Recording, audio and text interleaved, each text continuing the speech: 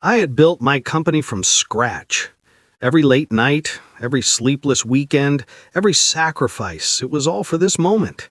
My son, the one I had raised to be ambitious and honest, had shown a keen interest in taking over the business. I thought, finally, I can step back and trust him with my legacy. The decision felt natural. My son was talented, sharp, and had grown up watching me navigate every challenge. I could see the company thriving under him, and I was ready to enjoy life without the weight of responsibility. The night before signing the documents, I felt a mix of pride and relief. Then, out of nowhere, my phone buzzed. A text message appeared. "Don't do it." I froze. Who could it be? My heart raced. The number was unknown, no name attached. I stared at the message, scrolling back and forth as if it might make sense on a second read. My instincts screamed that something wasn't right, but logic argued maybe it was just a prank, a spam message. I asked my wife about it. She shrugged, dismissing it. Probably a wrong number. Don't let it ruin your excitement. But I couldn't shake the feeling of unease. Memories of business mistakes and betrayals flashed in my mind. I had trusted people before who had turned their backs on me, and it had cost me dearly. Could my son be hiding something? Was there a reason someone would warn me against this? That night, sleep eluded me. I kept thinking about the text, wondering if it was a stranger's warning or a sign I had been blinded by trust. The next morning, I made my way to the office, determined to go through with the signing. But even as I held the pen, I felt the shadow of doubt creeping in. Before I could finalize the deal, another message came. This time it was more urgent. If you sign, you'll regret it forever. I looked around the office, my mind spinning. Could my son really be involved in something that dangerous? I felt a cold pit in my stomach. My dream of handing over the company, of seeing him take the reins, suddenly seemed like a trap waiting to spring. I decided to investigate first. Something didn't add up. And what I discovered in the following days would shatter my trust, my family, and the very company I had worked my entire life to build. I couldn't ignore the warnings. The unknown number had shaken me more than I wanted to admit. At first, I tried to think rationally. Maybe it was an anonymous tip from someone who knew about a financial threat, an unpaid debt, or a hidden legal issue. I started digging into the company's accounts and recent contracts. Everything seemed normal on the surface, but I knew better than to trust appearances. My experience had taught me that the smallest discrepancies often hide the biggest dangers. Then I found it. A series of unusual transactions in the past 6 months, just enough to raise suspicion, but subtle enough that most accountants would miss them. Money disappearing here, transfers going there, and some contracts signed without my knowledge. The thought hit me like a punch to the chest. Could my son have been involved? I wanted to confront him, but I needed proof first. I couldn't accuse my own child of anything without evidence. I reached out to a trusted lawyer and explained the situation, careful not to mention my suspicions yet. He suggested hiring a forensic accountant to trace the money. Reluctantly, I agreed. Over the next few days, the accountant dug through every record, every contract, and every bank transfer. What he uncovered made my blood run cold. Not only were funds being siphoned from the company, but several shady deals were signed under my son's name. Someone had been systematically planning to take advantage of my trust. I wanted to believe my son had no knowledge of these actions, but the evidence was mounting. The question gnawed at me. Was he complicit or completely unaware? Then another text came through, the same mysterious number. "Stop asking questions. They are watching." My heart raced. Who were they? And why would they care if I investigated? I realized I was not just dealing with a family betrayal, but potentially a threat far larger than I could have imagined. By this point, paranoia had settled in like a shadow. I watched every interaction, every call, every email with suspicion. My son noticed the change in me, the tension, and asked what was wrong. I couldn't answer him honestly, not yet. I felt trapped between two worlds, my loyalty to my son and the evidence pointing to something sinister within the company. And what I discovered next would push me to the edge of trust and sanity. Don't forget to like, share, and subscribe to my channel for emotional stories. I couldn't sleep that night. My mind kept replaying the evidence the accountant had uncovered. Every unusual transaction, every hidden contract, every suspicious transfer. It was as if someone had been quietly dismantling the company from the inside. And the thought that my own son might be involved cut deeper than any financial loss ever could. The next morning, I decided to confront him, but carefully. I wanted answers, not explosions. I invited him to my office, my hands trembling slightly as I slid a folder of evidence across the table. His face shifted from curiosity to confusion, then finally to shock. I don't understand, he stammered. I didn't do any of this, I swear. His voice was steady, but his eyes told a different story. Fear. I wanted to believe him, but the proof was undeniable.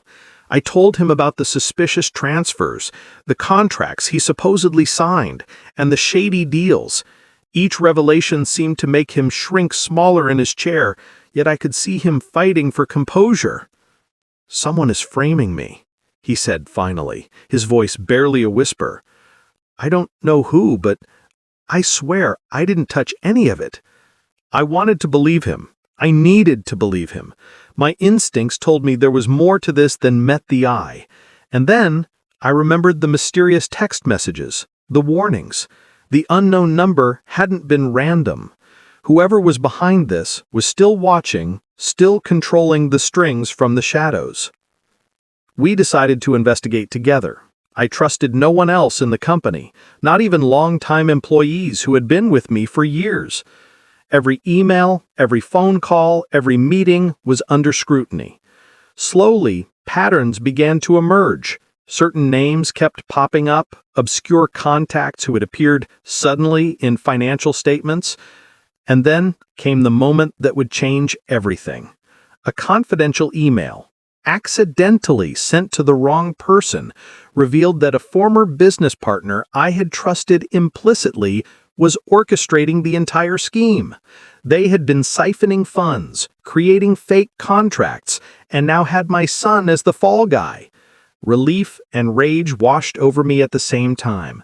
My son was innocent, but the betrayal ran deeper than I had imagined. My heart ached at the thought of what could have happened if I had signed over the company blindly. We had been seconds away from disaster. But our victory was short-lived. The people behind this weren't done. That night, another message arrived on my phone. You've seen too much. Watch your back. Fear gripped me, but also determination. I couldn't let this destroy my family, my son, or the company I had built from the ground up. The next few days were tense beyond anything I had ever experienced. My son and I were constantly on edge, going through files, contracts, and financial statements as if our lives depended on it, which, in a way, they did. Every step we took felt like walking on a tightrope over a pit of uncertainty. One wrong move, one overlooked email, and the consequences could be catastrophic. The deeper we dug, the more shocking the revelations became. The former business partner, someone I had trusted for decades, had been meticulously planning this for months, if not years. Every transaction, every backdoor deal, and every forged contract had been executed with precision. But what disturbed me the most was how they had manipulated the company's records to implicate my son. The thought of it made my blood boil. I remember sitting in my office late one night, staring at the glowing computer screen, feeling a mix of disbelief, anger, and betrayal. How could someone I considered a friend plot to destroy everything I had worked for? Worse, how close had they been to succeeding? The messages warning me not to sign over the company suddenly made sense. They were real. Someone knew the danger before I did. But even with the truth in front of me, I knew we weren't safe. Whoever had orchestrated this wasn't just content with stealing money, they wanted control. My son's safety, my family's security, and the future of the company were all at risk. That's when we realized the magnitude of what we were up against. It wasn't just a business dispute. It was a calculated attack on everything I held dear. We decided to take action carefully. I contacted our lawyer and shared the evidence, including the misdirected email that revealed the mastermind's role. We prepared a strategy to confront the former partner legally while also ensuring the company's assets were secure. But there was a catch. The people behind this were still watching. Every call we made, every move we attempted to execute, felt like it could trigger another attack. Late that night, I received yet another text on the mysterious number. Stop or face the consequences. My hand shook as I read it. Fear was creeping in, but so was resolve. I realized that backing down was no longer an option. We had to fight, not just for the company, but for our lives and our family's future. As we prepared for the confrontation, I looked at my son and saw the same determination in his eyes that I had always admired. He had been wrongly accused, but he was ready to face the storm. And I knew, deep down, that exposing the truth could come at a cost we weren't ready to understand. The question now wasn't just whether we could save the company, it was whether we could survive the fallout from revealing the dangerous truth. If you want to see how we exposed the mastermind and faced shocking consequences, make sure to like, share, and subscribe to my channel for more emotional stories. The day of the confrontation arrived, and the tension in the air was suffocating. My son and I walked into the law firm's conference room, files in hand, prepared for a showdown that could determine not only the future of the company, but also the safety of our family. I could feel the weight of every decision I had ever made pressing down on me. Every late night, every sacrifice, every trust I had placed in the wrong people, all of it had led to this moment. The former business partner arrived, exuding confidence and charm as if nothing was wrong, but I saw the cracks beneath the polished exterior. They tried to dismiss our evidence, claiming mistakes were clerical, coincidences, or misunderstandings. I could feel my anger simmering, but I forced myself to stay calm. Showing rage would only play into their hands. We presented the emails, the financial statements, and the contracts that had been forged. Each piece of evidence painted a picture too clear to ignore. My son's innocence was undeniable. Slowly, the confident mask on the former partner's face began to falter. Their composure cracked under the weight of the truth. But what shocked me most was the revelation hidden in the final document, a confession accidentally left in the wrong folder. It wasn't just about money. The partner had been plotting to take complete control of the company, using my son as a pawn to eliminate any family influence. They had even manipulated internal systems to make it seem like my son had acted independently, giving them plausible deniability. The depth of the betrayal was staggering. I remember looking at my son, his eyes wide with disbelief, and realizing how close we had come to losing everything. My heart ached at the thought of how easily trust could be exploited. But now, with the evidence in hand, there was no escaping justice. The confrontation ended with the partner reluctantly agreeing to cooperate with authorities, their arrogance replaced by fear. My son and I left the firm exhausted but triumphant. For the first time in weeks, I felt a glimmer of hope. We had exposed the truth, cleared my son's name, and regained control of the company. However, even in victory, the shadows of what had almost happened lingered. The mysterious texts continued, though less threatening now, a reminder that someone had been watching our every move. I couldn't ignore the reality that there were still threats hidden in the corners of the business world, waiting for the right moment. As we drove home that evening, I reflected on the lessons I had learned. Trust is fragile. Family can be both a source of strength and vulnerability. And sometimes the people closest to your world aren't who you think they are. But one thing was clear. My son had proven himself in ways I hadn't imagined, and together we had survived a storm that could have destroyed everything. And yet I knew the story was far from over, because uncovering one betrayal often leads to discovering even deeper secrets. The relief of exposing the former partner's scheme was short-lived. Even though justice was on our side, the aftermath of the betrayal left wounds that ran far deeper than money or business. My son and I returned to the office, expecting to regain control, but the atmosphere was tense. Employees whispered behind closed doors. Rumors spread like wildfire. And I realized that trust in the company had been fractured, maybe irreparably. As we tried to restore order, I noticed subtle changes. Some clients were hesitant, some partners pulled back, and the sense of security I had once felt in my business vanished overnight.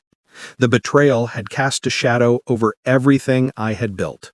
And worst of all, the person I had feared had most, the mysterious texter, remained in the background, a ghost reminding me that the danger wasn't over. Then came a discovery that shook me to my core. Hidden among old files and emails was evidence of another layer of deception, one that involved not just the former partner, but other people I had trusted in my inner circle. Financial irregularities, secret alliances, and even forged legal documents pointed to a conspiracy that ran deeper than I had imagined. My heart sank. Every ally I had trusted could potentially have been complicit. I called my son into my office, showing him the documents. His face went pale as he realized the extent of the betrayal. "Dad, this goes beyond the company. This is personal," he said, voice shaking. He was right. These weren't just financial maneuvers. Someone had aimed to dismantle our family's legacy, piece by piece, and had nearly succeeded. It became clear that we needed a plan, not just to secure the company, but to protect ourselves. Every phone call, every email, every meeting had to be carefully monitored.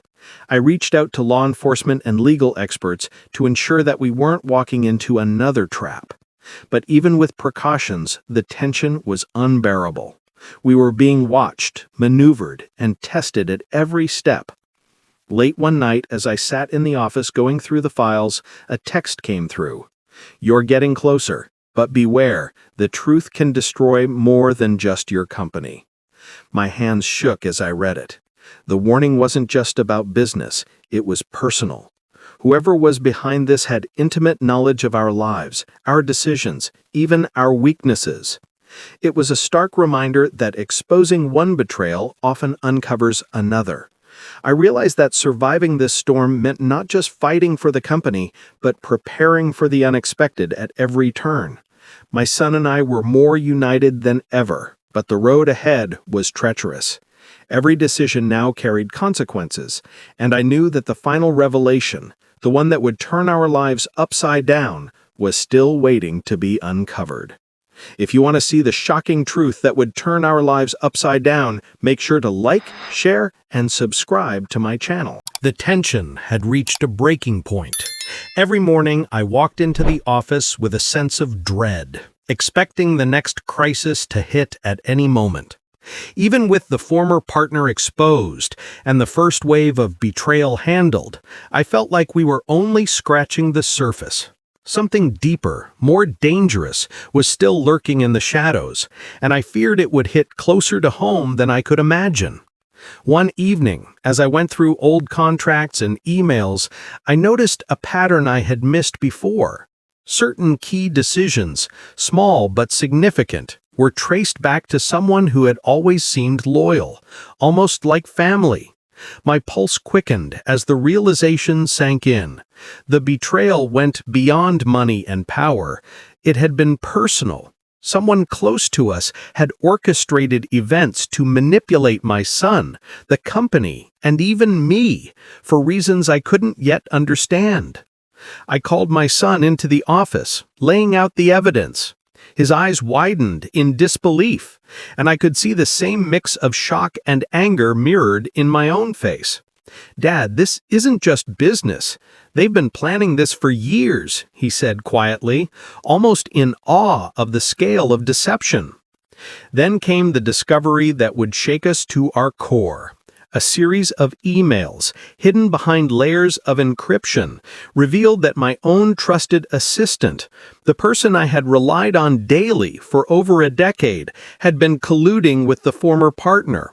Every warning text, every mysterious tip, and every financial anomaly had been orchestrated to manipulate me and frame my son. The assistant had been the invisible hand guiding events from behind the scenes, making sure we were always one step away from disaster. I couldn't breathe. How could someone so close, someone I trusted with the company and our lives, betray us so completely? The assistant's motivations were complex: jealousy, greed, and a desire to seize control, but the level of planning was chilling. It was no longer just a business battle, it was a personal war against my family. We decided to confront the assistant immediately, bringing the evidence to a lawyer and preparing for legal action. But the confrontation was tense. The assistant didn't deny it. Instead, they tried to justify their actions, claiming they had been protecting the company from my mistakes. The audacity left me speechless. Everything they had done, every move that nearly destroyed us, had been deliberate and calculated. That night, as I sat alone in my office reflecting on the events, I realized how fragile trust truly is. One misplaced word, one blind act of faith, and an entire life's work can crumble. And yet, in the midst of the devastation, there was relief. My son and I had survived. We had uncovered the truth, and the final pieces of the puzzle were now in place. But even as I breathed a sigh of relief, I knew one thing for certain. The world of business, family, and trust was far more dangerous than I had ever imagined. And sometimes, the people you think you know best can be the ones who hurt you the most. The confrontation with my assistant marked the beginning of the end. With the evidence in hand, we moved quickly, involving law enforcement and our legal team to secure the company and bring the perpetrators to justice.